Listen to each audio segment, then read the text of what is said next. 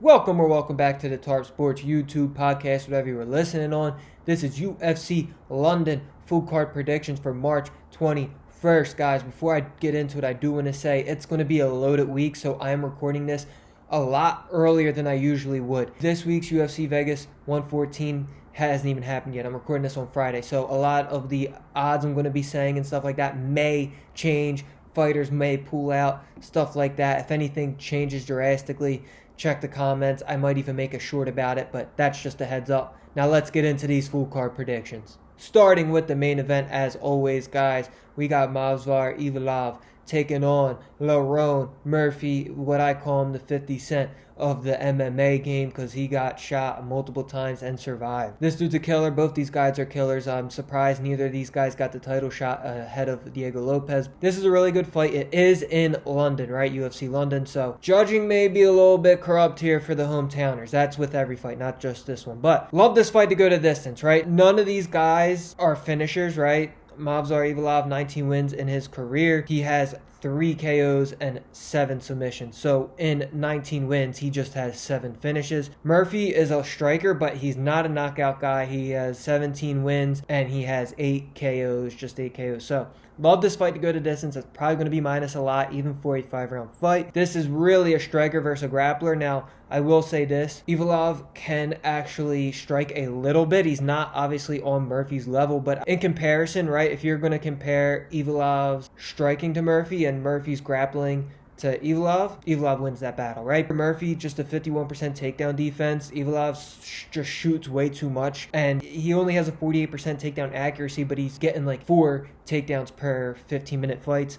So, I mean, he just shoots way too much. Murphy is probably in camp, right? They knew about this fight, so he's probably in camp just training the takedown defense. But it's going to be hard, man, and honestly, Mavzar, in my opinion, has fought and beat the better people out of these two. He has wins over Diego Lopez. He has a win over Arnold Allen. He has a win over a former champion, MMA legend, Aljamain Sterling. I think he is all around just a better fighter. I think it's going to be a classic Dagestan Russian decision win. Give me Mavzar Eval by decision in this one. Next fight, we got the co-main event. Luke Riley taking on Aswell Jr. Guys, if you know me, I've been high on Luke Riley. Even in Cage Warriors, man, he didn't need to go to Dana White Contender Series. The UFC knows what this man is about. He is 12-0, 9 KOs in his career, and he's 1-0 inside UFC with a knockout win. Aswell Jr. is just 1-1 inside UFC. He does have a knockout win, but he lost on the Dana White Contender Series. And the person he lost to is the person that Luke Riley just KO'd in grad. Aswell has never been finished, right? He's a very durable fighter. He gets hit a lot, but he's still durable. But I mean, Luke Riley carries power in this weight class. It's a low weight class, but man, he carries a lot of power for this weight class. I like Luke Riley in this one. He's just obviously the better striker, right? Most guys Riley goes up against, he's going to be the better striker. I think, in all honesty, Riley has already beaten better competition than Aswell, not just with his last win, but even in Cage Warriors.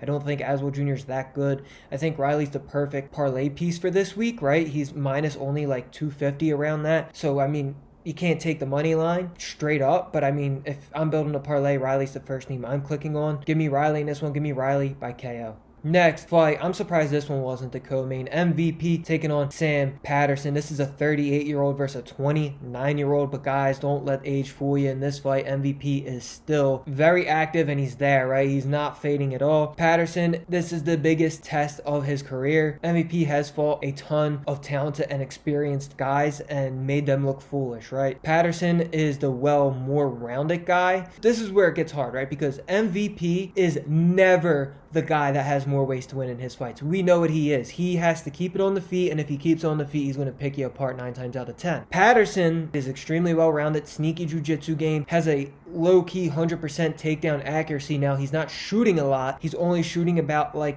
just under 2 takedowns per 15 minutes. So, I mean, he's going to have to do that a lot more versus MVP because I don't like his odds on the feet in this one. But the issue is MVP's a hard person to get down, man. MVP's takedown defense is 66%. Since he joined the UFC, was really able to take him down was Ian Gary, and I just don't think Sam Patterson is on that Ian Gary level. This is at 185. MVP's been fighting at 185 for a little bit now, but Sam Patterson is usually a welterweight. Now this fight is at 185, so it's going to be a little bit bigger. I mean, he's huge, man. He's like 6, I think, around 6'3", 6'4", around that, so he's a big dude. I think it's going to be an interesting fight. I do think Sam Patterson has more ways to win, but I just seen MVP get it done versus better competition.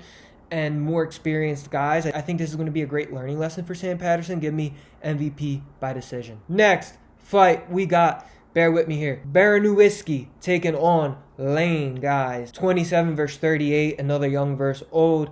Lane, I'm not going to lie to you guys, he stinks.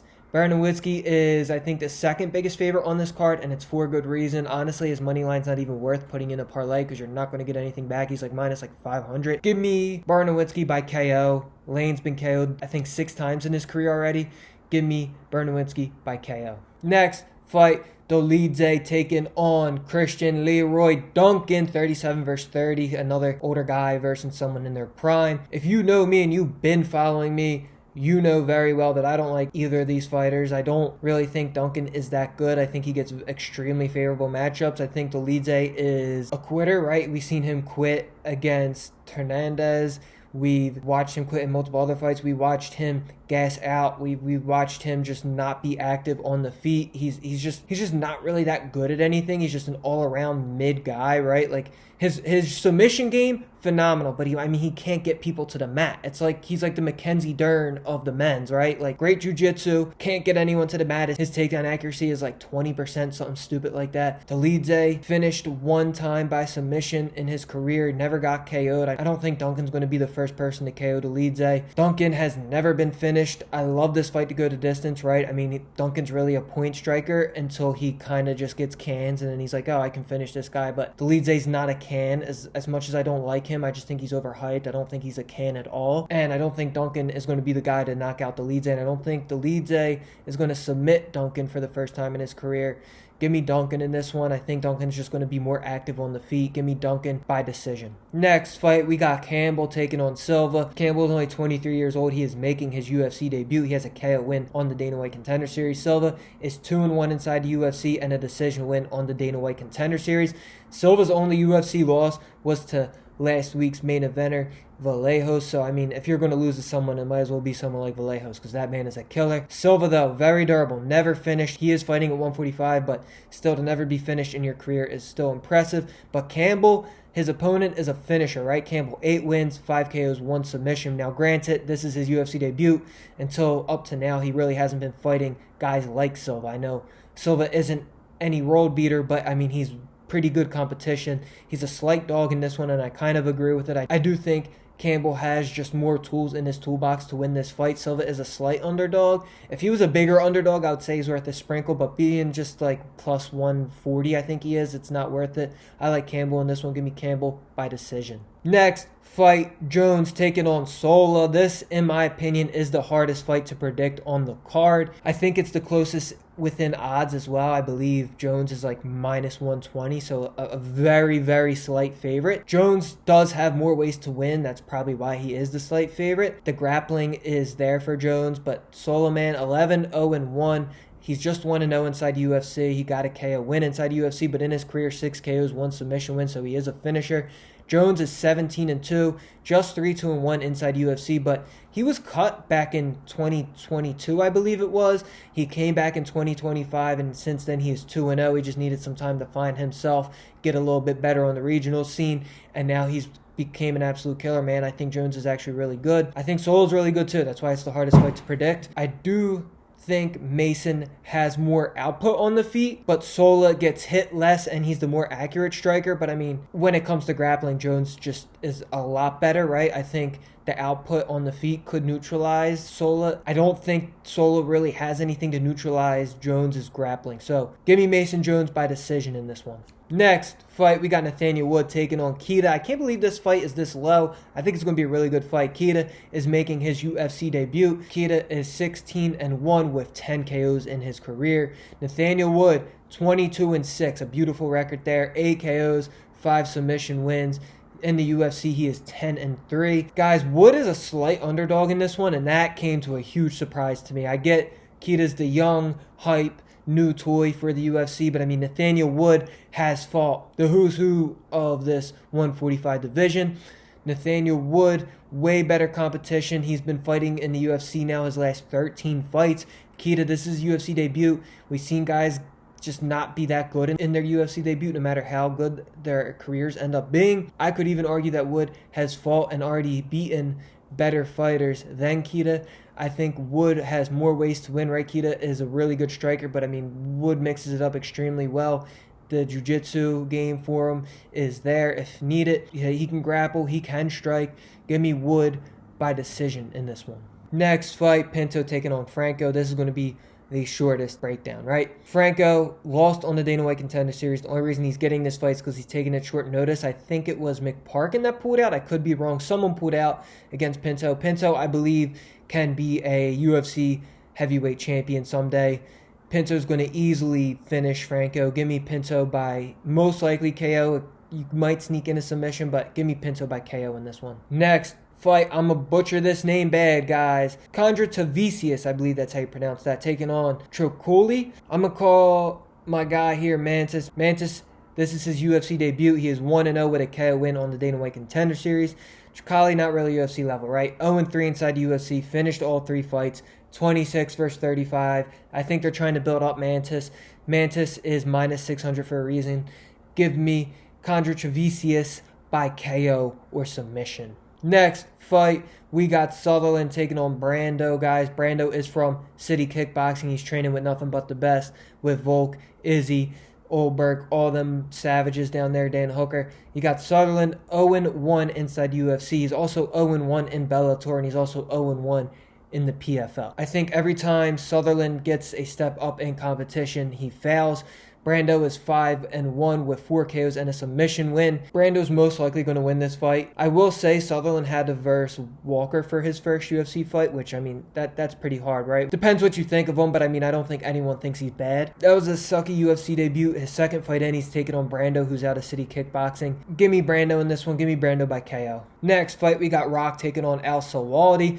Rock is 12-2-1 inside his career, just 2 KOs, but he has 9 submission wins, but he is 0-1 inside UFC. ElSwealdi 15-4 in his career, 8 KOs, 2 submission wins, and he is also 0-1 inside UFC, but he has a Dana White Contender Series win, but it was by decision. Now, this is another one where I think it's a striker versus a grappler, and ElSwealdi, his takedown defense is just 20%. That's not good at all. I think Rock's going to be able to get him on the ground. I think he can honestly pull off a submission in this one. I don't think ElSwealdi's a good grappler at all.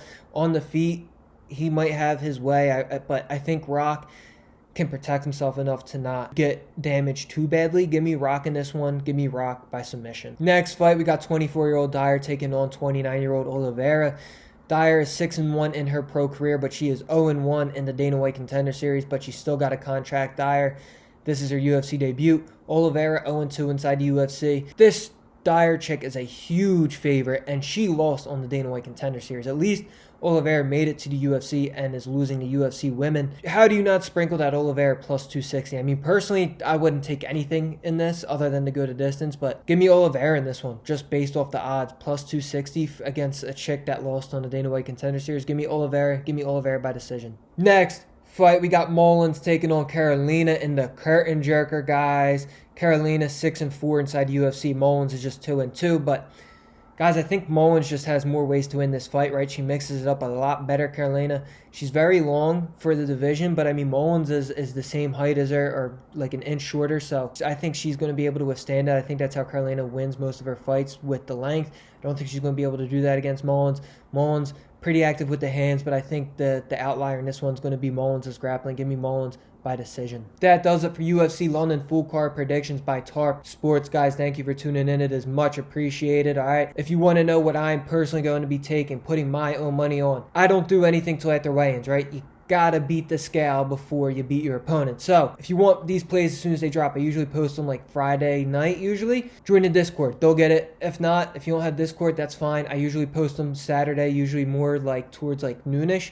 So follow me on here, subscribe, show your friends, show your UFC friends, man. TARP Sports keeps growing. I'm gaining subscribers and viewers every single day. It's much appreciated. I appreciate the love. I appreciate all you guys in the comments, man. It does wonders for me. It really does. Thank you all. Subscribe. Show all your friends. Let's go.